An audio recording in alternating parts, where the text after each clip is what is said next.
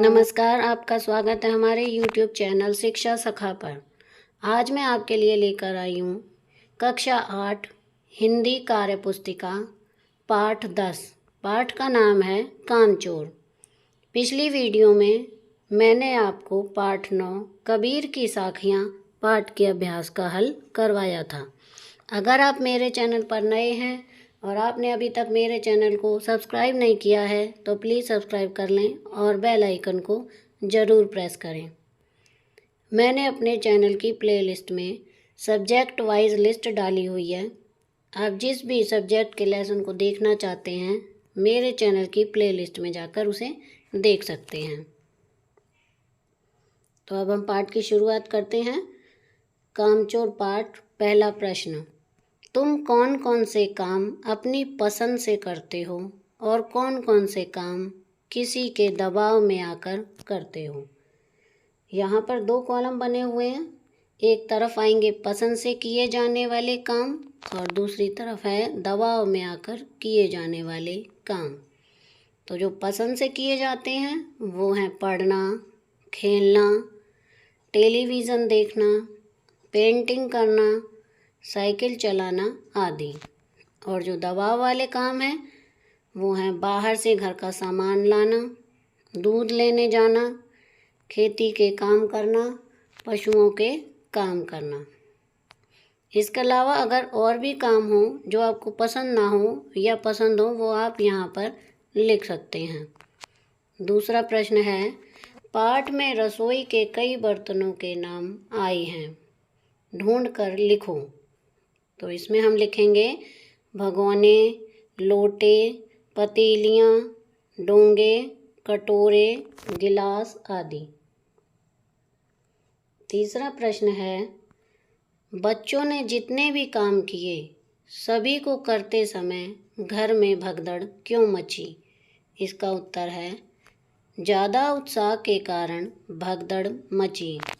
बच्चों को ज़्यादा शौक चढ़ा इसलिए उन्होंने पूरे घर में भगदड़ मचा दी।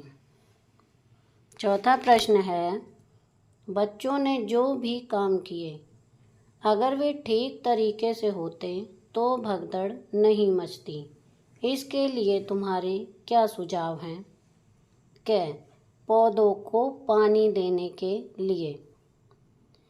इसमें हम लिखेंगे अगर एक एक करके बर्तन में पानी लेकर सींचते तो भगदड़ नहीं मचती, तो काम तरीके से भी हो जाता। ख, फर्श की दरी साफ करने के लिए। इसका उत्तर है दरी को घर के बाहर ले जाकर साफ करना चाहिए था। ग, मुर्गियों को बंद करने के लिए। इसमें हम लिखेंगे मुर्गियों को आराम से निकालना चाहिए था। घ, भैंस को दूहते समय साफ बाल्टी लेकर एक भैंस को एक समय दूहना चाहिए था। अब अगला प्रश्न है 5, पाठ में जैसा बच्चों के साथ हुआ वैसा कभी तुम्हारे साथ भी हुआ होगा जब तुम कोई काम अच्छे से नहीं करना चाहते होंगे लेकिन फिर भी काम बिगड़ गया होगा। क, कौन सा काम करते समय। तो यहाँ पर हम लिखेंगे घर की साफ सफाई करते समय। ख, काम करते समय क्या गड़बड़ हो गई। इसका उत्तर हम लिखेंगे कई वस्तुएं टूट गईं या खराब हो गईं। ग, गड़बड़ी होने पर लोगों का तुम्हारे प्रति व्यवहार कैसा था। इसका उत्तर है परिवार के लोगों के गुस्से का शिकार बनना पड़ा। छठा प्रश्न है क, हिलकर पानी नहीं पीते का बच्चों से क्या मतलब समझा। बच्चों ने क्या मतलब समझा और उन्होंने क्या क्या किया। तो इसमें हम लिखेंगे बच्चों ने समझा कि काम नहीं करते हैं। उन्होंने उछल कूद और भगदड़ मचाकर समूह में काम करने लगे। ख, तुम्हारे अनुसार हिलकर पानी नहीं पीना का क्या अर्थ है। इसका उत्तर है कोई भी काम नहीं करना। 7वां प्रश्न है क, कामचोर का प्रयोग काम से जी चुराने वालों के लिए होता है। दिए गए शब्दों का प्रयोग किसके लिए होता है? पहला दिया गया है चित चोर, इसमें हम लिखेंगे चित्त को चुराने वाला। अगला है मुँह चोर, मुँह को छिपाने वाला। फिर है माखन चोर, इसका लिखेंगे माखन चुराने वाला। ऐसे ही खोर लगाकर नए शब्द बनाओ। उदाहरण सूदखोर। तो इसके जैसे ही हम और लिखेंगे जमाखोर, माखन चोर, आदमखोर, हरामखोर, घूसखोर आदि। 8वां प्रश्न है तूफान के गुजरने के बाद पता चला कि प्याले खाली हैं और सारी खीर दीदी के कामदानी के दुपट्टे और ताजे धूले सिर पर लगी हुई है। यहाँ किस तूफान की बात हो रही है? इसका उत्तर है मुर्गियों के झुंड रूपी तूफान की।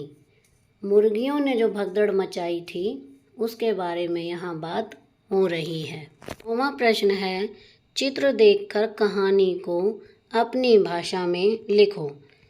पहला चित्र है, देखिए इसमें एक सियार है और एक ऊंट है। ये दोनों आपस में बातचीत कर रहे हैं। तो यहाँ पर हम लिखेंगे एक ऊंट और सियार की मित्रता हो गई। दोनों को भूख लगी, दोनों ने पेट भरने का उपाय सोचा। दूसरे चित्र में देखिए ऊंट के ऊपर सियार बैठा है और नदी पार कर रहे हैं दोनों। तो यहाँ पर मैंने लिखा है रास्ते में एक नदी थी, ऊंट ने अपनी पीठ पर सियार को बैठाकर नदी पार करवाई। तीसरे चित्र में देखिए ऊंट भाग रहा है और उसके पीछे एक आदमी डंडा लेकर भाग रहा है। तो इसका हम लिखेंगे वहाँ दोनों पेड़ के फल खाने लगे। सियार का पेट भर गया परंतु ऊंट भूखा था। सियार ने चिल्लाना।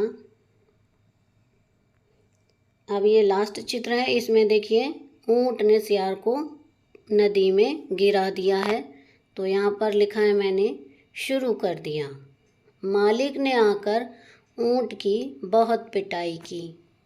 वापस आते समय जब सियार पीठ पर बैठकर नदी पार कर रहा था तो ऊंट ने सियार को नदी में गिरा दिया और अपनी पिटाई का बदला लिया।